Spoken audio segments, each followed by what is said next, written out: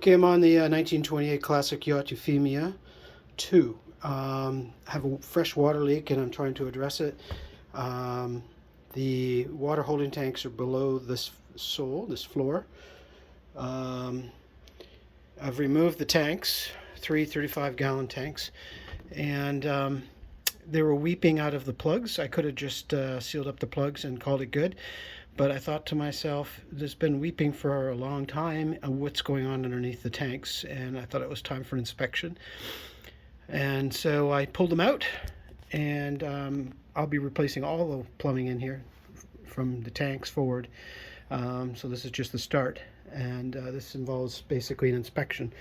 So I thought I would be able to pull them out of this trunk, but they wouldn't fit. They're just too big. And then I realized if I take the stairs away back inside here, that I could just take a little piece of wood off to make it wider, and the tanks would slide right out. And it contacted the previous owner, Mike, and Mike told me that's exactly how they got in there. And so it all just fell into place.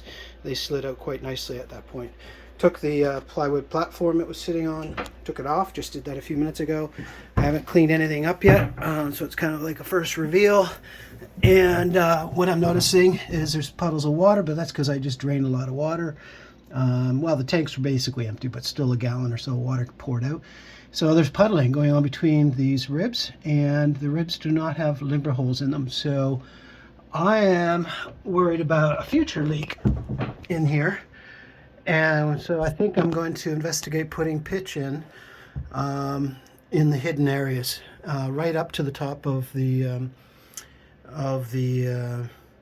ribs, so that any spilt water would flow over and make its way down towards the bilge. And I'll be doing more of that in the bilge where I'm sitting right now, inside the cabin, because the limber holes are too high up. And in the case of the area I'm sitting on, will also be Porter cement on top of the pitch, I think, just to bring it up to the limber holes. Or I could do new limber holes, but we'll see. Cavernous space, huge. Everything seems to be in pretty good shape. I think I nipped this in the bud. But definitely there would have been rotting going on, and you could see some kind of, not really softness, but just on the outer skin. You can see that it's just starting to hold a little moisture on this fuzzy bit here, but it's solid. So again, I caught it in time. It's kind of gone on like that, with fresh water leaking in there and sitting there for, let's say, another 10 years, which is at least how long I'll plan on having the boat for. Could have ended up with some serious repairs. Now, it kind of speaks to the garboards, because the garboards here are new. These are the planks that are closest to the keel, and I was told they were 65% of them were replaced. I wasn't sure if it was the front or the back or whatever, but apparently it was the back. Well, I think I know why that was done, because the water leak probably pre-existed it. May have even been from a previous tank. The previous tank was back here.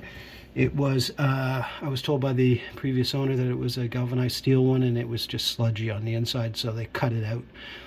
It was a single tank, probably with baffles, and they replaced it with the 3 plastic tanks. And what I'm going to do is I'm going to put PEX pipe in as much as I can everywhere, and try to limit the number of connections, but there'll be more on that later. For now, I'm going to shop back out the inside of that thing and start looking at how to put pitch in there and how I'm going to make pitch, I guess.